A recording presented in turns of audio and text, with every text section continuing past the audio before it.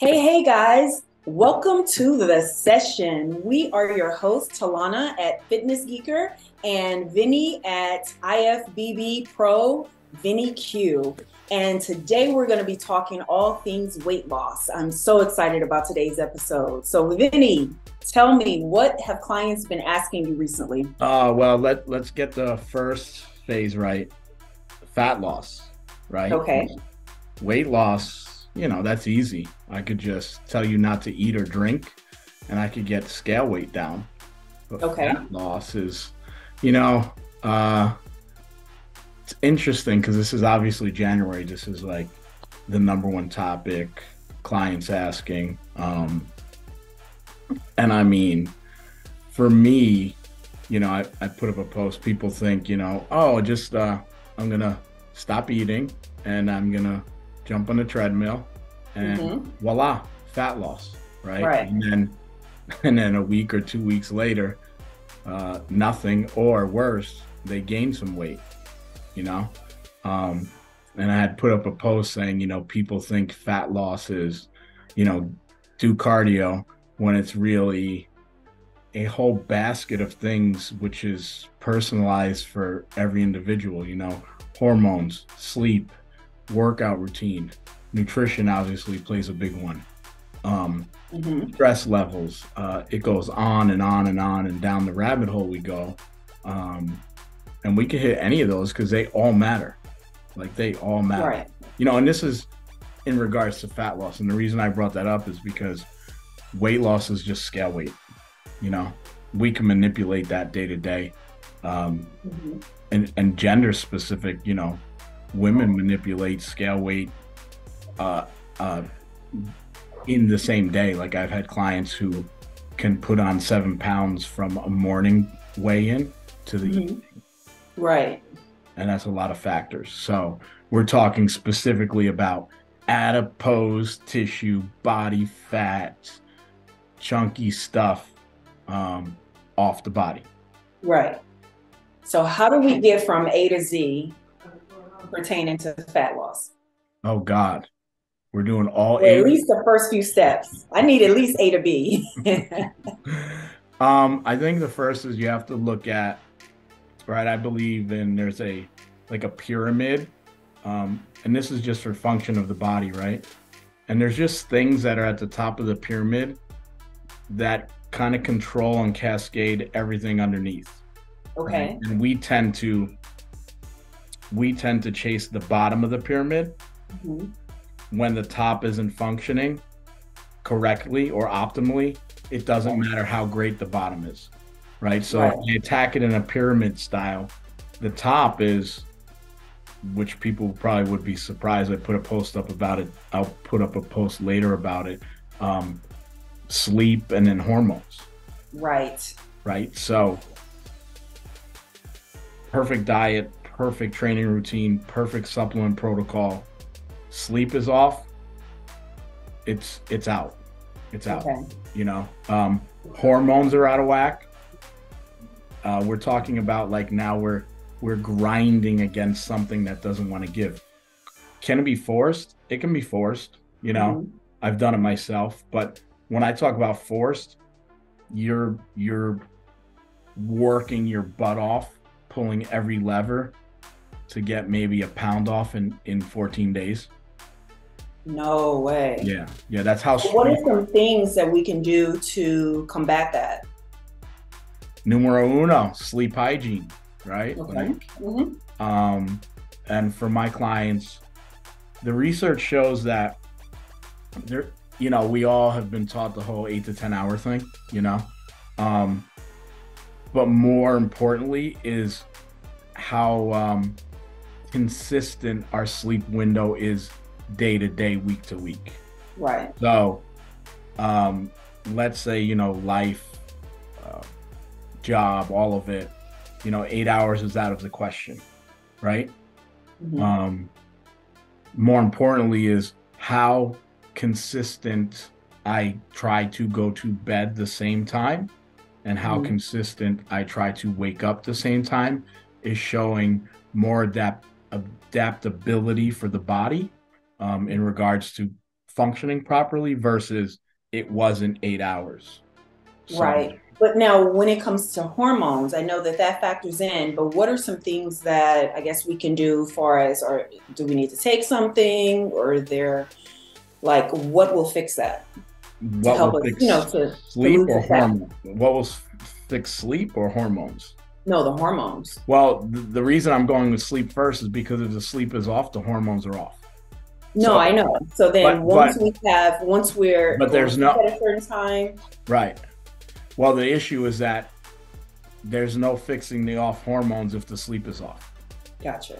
So we're just fighting against a non-moving system, right? Mm-hmm. But now, given that maybe we can't fix the sleep thing, and you're saying what can we do to kind of help make our hormones function better? Mm-hmm. That becomes gender specific, right? Because men function off of testosterone, women function off of estrogen and progesterone, and we both have our own little boxes. So for women, what do we do? For women, you would find more about managing stress, right? Because estrogen is predominantly a storage hormone, and it's built that way, right? Because That's why we store so much fat. well, it's because women are built to, give life, right? Right. That's why you guys are so amazing, right? You have the power that we don't have. But Thank you. but the body, that body, I try to explain. And here's another. I don't want to go crazy tangent, but it's interesting that in the age brackets, it's different, right? So like when I have a client who's in her 20 to 30, which we would call most fertile, right, for life-giving childbearing, it's really hard to lose body fat because the body wants to protect this so important womb. This is why the fat is always around the gut, the stomach, and the hips and the butt, right? Mm-hmm. And then as women age, it gets less and less and less, right? Because as women age, they're producing less and less estrogen. Okay. Hence why some doctors get at women who are like, hey, it's not the best to have a baby X age versus X age because the hormones are naturally coming down, right? So it is different, even in regards to being gender specific. It's even age bracket specific within the gender. Okay. Right. So now we have the sleep, we have the hormones. What's the next part of the pyramid? Then we can get into all the other, levers that we're used to, right? Food, nutrition, training, and to circle back, the best way to find out how your hormones are doing. I have all my clients do it. Go get a blood test.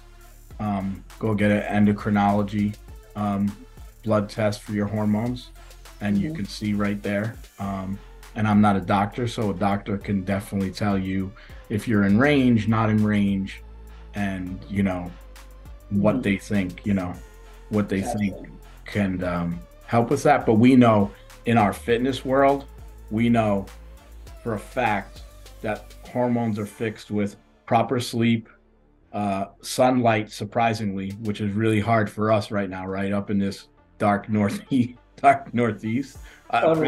Probably why people move to Florida, right? So we know proper sleep, sunlight, and proper nutrition can really go to fix your hormones, right? So that's the bottom part of the pyramid, the nutrition, training, those are all the X's and O's we seem to spend 90% of our time with. Okay, and let me ask you about this phrase that I've been seeing on TikTok, Instagram, Ozempic, for helping with fat loss and weight loss, etc. All right, so it's a big one, right? But myth or reality? No, it's reality, but let's explain why. This comes back to the upper tier of the pyramid, right? People are running to this because their upper tier, their hormones are off, right? So part of our hormones is a secondary hormone called insulin, right? Which controls how we absorb glycogen or carbohydrates predominantly. It does affect protein and fat, but well, it does affect fat too. So let's just say, let's make it in layman's terms. It's the gate master, right? Insulin in the body is the gate master to our fat cells and our muscle cells. If my insulin, using my horrible diagram here, if my insulin is working well, when food comes in, it will open up the muscle cell and let muscle in, right? Let nutrients into muscle and keep the fat cell closed. Okay. Okay. Right. When my insulin is bad, the fat cell doors just flap open. So whatever comes in, broccoli, right? A great diet, egg whites, chicken, broccoli, they can still get stored as body fat. So you see how strong, right? So you see how strong hormones are in regards to fat loss. Like, yeah, so even if it's eating good, it's still storing. I don't bypass them, right? I mean, if it's off, we got problems. Okay. So this is why this thing Ozempic, the pharmaceutical name, semaglutide, basically what it does is, it was originally made for people, you heard of A1C, right? So that's your 3-month insulin score. Right. And if it's high, so high is like above 5.7, 6s, 7s is horrible.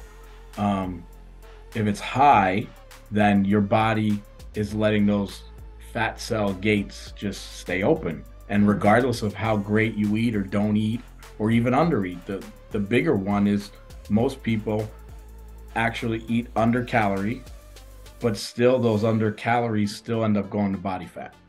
That's why you hear people complaining of, oh, I'm eating healthy, but then they're still not able to lose weight. Right. Gotcha. 1,000%, right? Okay. So this shot, which they come either once a week or daily, or now I heard supposedly they got one that's once a month. It rebalances the hormones through a bunch of different pathways, which we don't have time to talk about, and lowers that response. And by lowering that insulin response, it gets us back to the proper doors opening at the proper time. Gotcha. Okay. So it's not a myth, but at the same time, it's very, you really have to know what's going on with your body. Like, you have to know, your rested blood glucose sugar numbers. You have to know your current A1C, because it could get dangerous if you just think, oh, I'll just take it. It could set you the other way. Gotcha. Yeah. Okay. Yeah, but it's not a myth. It'll work. Yeah, it'll work. So, any other questions you've heard recently, or had recently?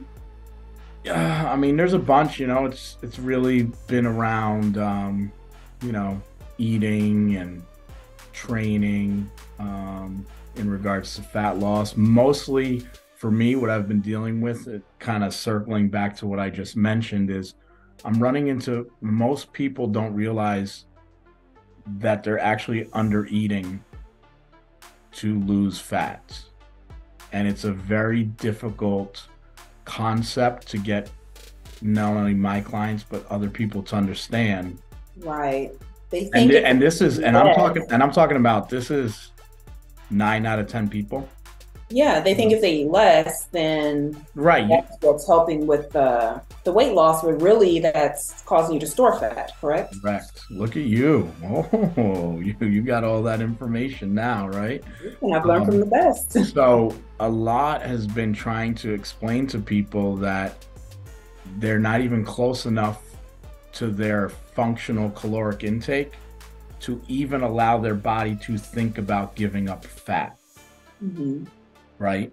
So, you know what? Break that down for people, because I think that visual people will understand a little bit better. Okay. So let's do simple math, right? If I have someone that weighs don't judge the weight, but I'm just to make simple math, right? They weigh 120 pounds. Okay. And they're like, they want to lose, well, let's say 140, and they want to lose 20 pounds. Right. And then I ask them to logbook how they're eating.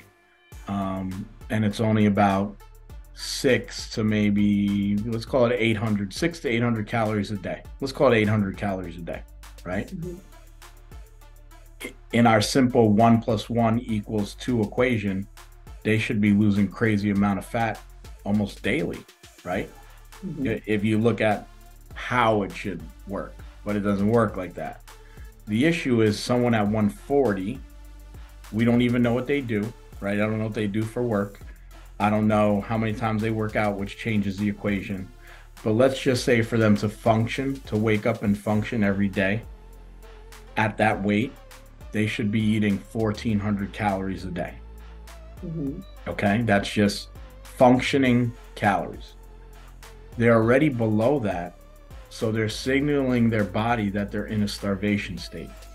Mm-hmm. When I'm in a starvation state, my everything inside slows down, including metabolism, mm-hmm. because it's just trying to keep you alive. Right. So when we slow down metabolism, we're talking about big metabolic drop, 30-40%. Mm-hmm. You know, so even if you're working out, and now you're going to try to, I'm going to train, I'm going to push the cardio. I think that's what people are not really understanding. They think if they feed their body less, they're going to lose more weight because they have that caloric deficit, right? Right. But really, they're not feeding themselves often enough to allow the body to trust that you're going to give me food at this time because you're on a schedule. So then when you're on a schedule, your body says, hey, she's going to feed me in 2 hours. If you're eating those 5 to 6 small meals, hey, she's going to feed me in 2 hours, so I can let it go. Versus if you're eating, say, 1 large meal a day, thinking that you're at a deficit, your body's holding on to the fat, correct? Correct. Exactly. Okay. So by doing that, they're slowing everything down, and then they start making that caloric equation further by working out more, burning more calories. You see, and we're getting further and further, right? So I like to use like simple conceptual layman's terms things with my clients. I kind of tell people it's like fat burning is like, think of a fence, right? Okay. And over here is fat burning, and over here is a house, right? And then there's the porch on the house, right? Your calories